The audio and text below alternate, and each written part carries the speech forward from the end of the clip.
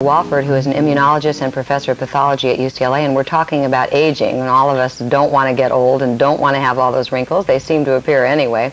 But one of the factors we haven't discussed yet is diet. It seems that Americans are becoming more and more nutrition conscious, which I personally feel is important. But how big a factor is diet in the aging process? I think diet is a very big factor, and as a matter of fact, the best way to prolong lifespan now, at least in animals, is by dietary manipulation.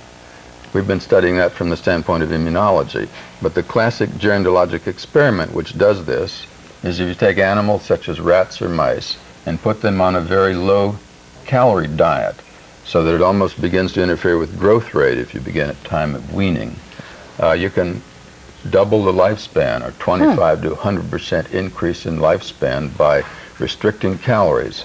If you have to restrict calories so much that you have to supplement the diet with vitamins and minerals and so forth so they don't become malnourished. So fasting might be the key to longer life. Well, one way that you can increase lifespan in animals is by intermittent fasting. That is, you feed them every other day, but as I say, you have to feed them a very selected diet. The idea then is like undernutrition without malnutrition, end quote. And you think that that can be translated to human beings? No question. It's worked in every kind of animal tested. What about cholesterol? Everyone says one of the reasons that we have such a high rate of heart disease in this country is because we're all eating so much fat. True? Well, I think that's probably true, yeah. There's good evidence that the high-fat diets are bad for arteriosclerosis and heart disease and so forth. How much they affect aging is another question, in the sense that perhaps the unsaturated fats, which are recommended to cure the arteriosclerosis, are not so good for some of the other things, such as aging, cancer, and so forth. So I don't necessarily recommend unsaturated fats to a high degree from the aging standpoint. Let's say then that we eat terrifically well, we keep our diets low calorically, we also have low cholesterol and everything, but what about stress? Certainly in the business that I'm in, the profession I'm in, I have a great deal of stress, and probably everybody in the studio does. Pressure, under deadlines all the time. How much does that age us? I don't think there's any evidence that ordinary stress, at least of the extent that you're talking about, increases the aging rate. No? No. What about the environment then? We live here in Los Angeles. I have to drive in on the freeway every morning and inhale all those fumes and traffic. We have smog, all kinds of other pollution coming at us. Is that a factor? Well, it certainly decreases average lifespan. Its effect on aging probably decreases that to some extent, because there are free radicals and other chemicals in the environment which do accelerate the aging process. Where could you go then to get get away from radicals? here? No, but I mean, I've heard of people that live in the Himalayas that supposedly live a longer life, and other people who are breatharians. Yeah. Is that a possibility that you could really live just on air? Well, the old Taoist teachings, as a matter of fact, gerontology and science itself began with the Taoists, and the goal of the original Taoists 6,000 years ago in China was to achieve physical immortality. And they had a system of mental gymnastics along with meditation to do this, and they also began pharmacology. Science began with pharmacology in the Taoists, which was gerontology in those days.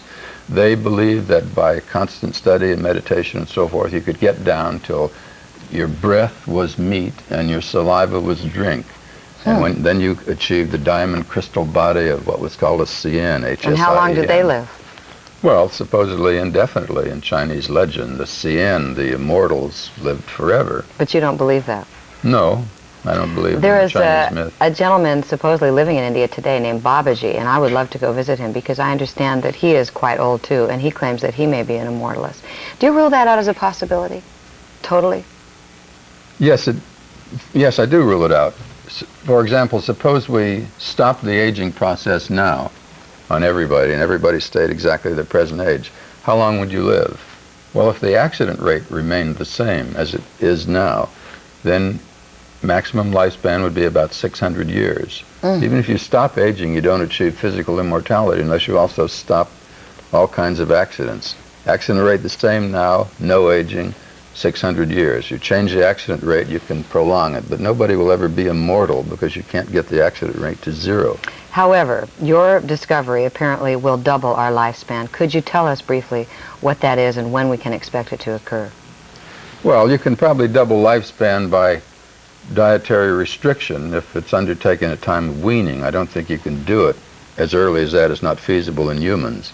You can undertake dietary restriction probably at age 20 or 30 and expect to extend lifespan 20, 30, or 40%.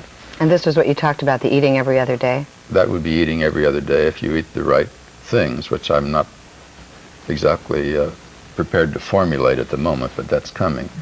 To really double the lifespan by other ways, we have to learn how to either control the flux of free radicals, which are activated oxygen atoms which damage the body and are one of the main theories of aging, or increase the level of DNA repair rate, which we don't know how to do yet but are working on. So I hope that I or others will make that discovery in the next few years. I think that's imminent. What about your other studies on the immunological side? Will there be maybe a shot or a vaccine that someone can one day take and then live twice as long? I think probably that one will be able to extend lifespan by manipulating the immune system. There are already chemicals and ways of doing that at the moment. For example, the diet will rejuvenate the immune system.